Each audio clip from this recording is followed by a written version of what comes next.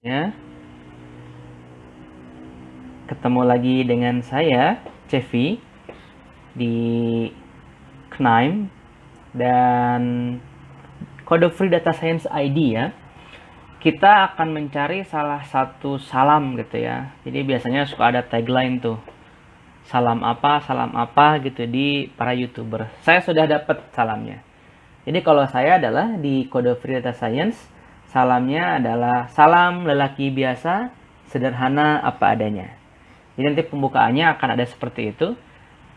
Selamat malam, geng. Salam lelaki biasa, sederhana apa adanya. Lalu, apa hubungannya dengan kode free data science? Nggak ada hubungannya sama sekali. Cuma kan saya yang bikin, jadi terserah saya dong gitu. Kalian jangan protes nih gitu. Coba kita mulai ya. Oke, selamat malam, geng. Salam lelaki biasa, sederhana apa adanya. Pada kesempatan kali ini, kita akan mencoba memahami tentang KNIME GUI atau Graphic User Interface atau halaman muka dari si KNIME ini sendiri. Setelah teman-teman ngeklik si KNIME-nya, maka akan muncul software KNIME-nya seperti ini. Dan teman-teman bisa aja sebenarnya settingan laptop atau apa gitu ya. Kadang itu bisa berbeda, kadang misalkan keklik ininya dan sebagainya gitu. Cuman ketika awalnya tidak sesuai settingan defaultnya atau settingan bawaannya, maka teman-teman bisa menggunakan view dan reset perspektif. Artinya ke perspektif yang default. Saya biasanya kayak gitu. Jarang terjadi, tapi pernah waktu itu di komputer kampus saya install KNIME gitu ya, terus tiba-tiba kok beda gitu. Saya nggak tahu apa yang terjadi. Cuman intinya adalah sekali lagi view, reset perspektif, terus default. Oke, so let's go. Kita akan memulai pelajaran KNIME GUI kita atau Graphic User Interface. Yang pertama adalah ini ada tab-tab tertentu, cuma 4 ya, sedikit. Ada file, ada edit, ada view, dan juga ada help. Nah, ini tab-tab di sini ada fungsi tertentu, walaupun mungkin nanti bisa klik di yang lain. Di sini juga ada tab-tab tertentu. Teman-teman bisa lihat restore hidden toolbar entries. Bisa aja mungkin ke klik atau apa gitu ya, lock the toolbar. Saya juga jarang banget pakai yang kayak gini gitu. Cuman saya biasanya sih selalu view dan reset perspektif. Nanti akan balik ke hal yang awal lagi. Jarang juga, maksudnya sama aja save dan sebagainya. Oke, kita akan mulai dengan file. File di sini artinya sama seperti Excel.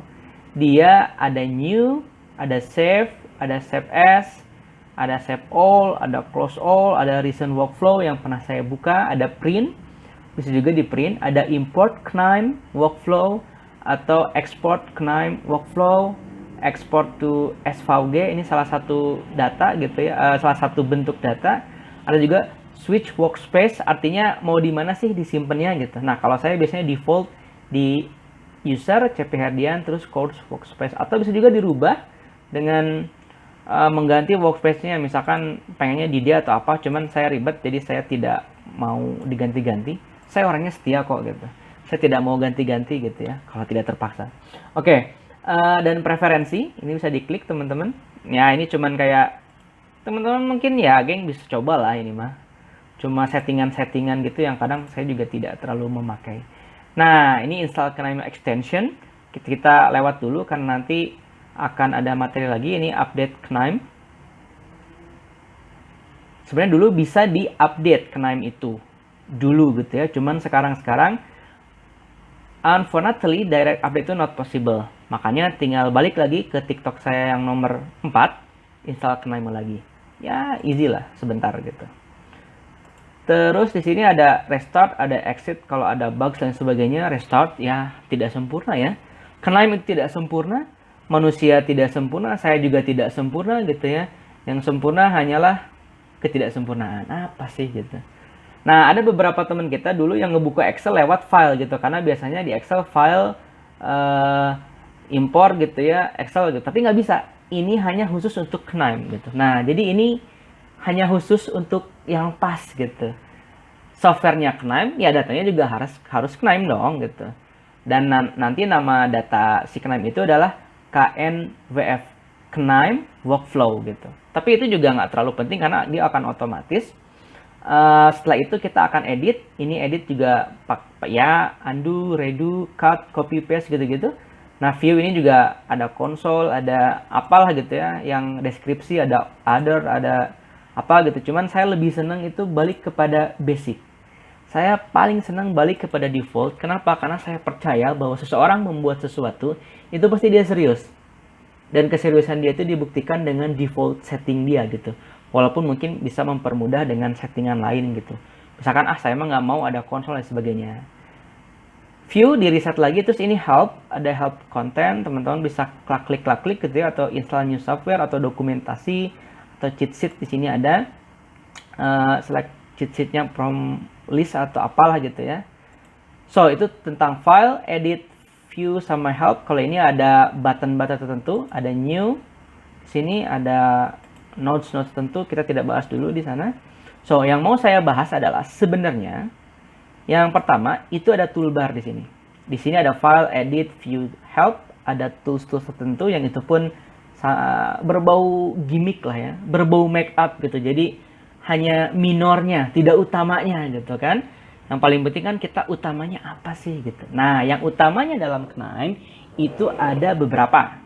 Yang pertama adalah dan yang paling sering dipakai itu adalah Knime Explorer. Nah, Knime Explorer ini sama seperti gerbang. Gerbang perasaan seseorang terhadap seseorang apa enggak? Itu nggak nyambung. Gerbang dari data Knime itu sendiri. Jadi kalau kita punya misalkan satu gerbang data ke lokal, ini yang saya, isinya ada banyak banget Knime project dan sebagainya. Dan di sini ada namanya Knime Hub. Ini kayak sosial medianya Knime. Teman-teman bisa lihat nanti, tinggal diklik gitu ya, bikin akun dan lain sebagainya. Tidak kita bahas di sini. Ini karena di luar topik gitu ya. Tapi yang mau saya kasih tahu adalah di sini ada semacam example gitu ya. Tinggal double klik to see the example. Ini tinggal diklik aja. Dan dia akan otomatis ngambil dari file tertentu gitu ya. Saya nggak tahu apakah di internet atau gimana. Cuman biasanya ini sudah ada di defaultnya gitu. Udah tersembunyi gitu ya. Di relung hati yang paling, bukan relung hati. Di file yang paling terdalam gitu yang pernah kita download di PC kita gitu, yang dulu pernah nyambung ke dulu ya, yang dulu pernah punya kenangan gitu ya ke Knime servernya sendiri. Oke, itu aja. Dan di sini example-nya banyak banget, ada komponen bla bla bla ya, machine learning dan sebagainya. Kita keep dulu. Kita fokus dulu ya, karena kita harus fokus. Kalau kemana-mana nanti jadi sulit. Oke. Knime Explorer adalah gerbang dari Knime Analytics Platform ke akses data yang disimpannya gitu, atau ke folder-folder. So itu Knime Explorer. Yang kedua adalah Workflow Coach. Artinya apa? Coach itu kan pelatih ya. Melatih diri ini untuk berusaha lebih gitu. Apakah melatih bisa lebih cepat larinya, bisa lebih menghasilkan kalori yang banyak, kita berlatih biar lebih baik gitu. Nah, Workflow Coach ini dia mengambil data gimana caranya setelah satu proses apa lagi. Contoh misalkan gini, file reader itu dipakai oleh 29%.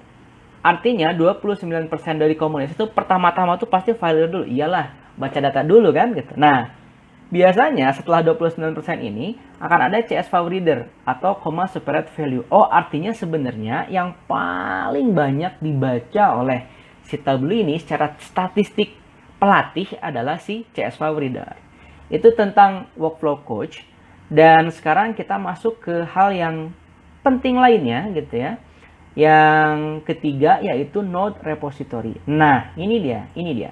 Node Repository itu semacam kayak sebuah titik, atau kita bilangnya mungkin sebuah, kalau logikanya adalah bus atau kereta, itulah terminal gitu. Jadi di persimpangan jalan gitu, di sana ada kenangan, bukan. Di persimpangan jalan itu artinya apa? Artinya itu tempat berprosesnya, tempat bertemunya satu algoritma, satu ini gitu ya. Yang itu sendiri merupakan jiwanya atau merupakan core inti daripada si Knime itu sendiri. Node ini misalkan contoh nih. Ini kan file reader. Oh, berarti ini namanya node file reader. CSV reader, oh artinya dia adalah persimpangan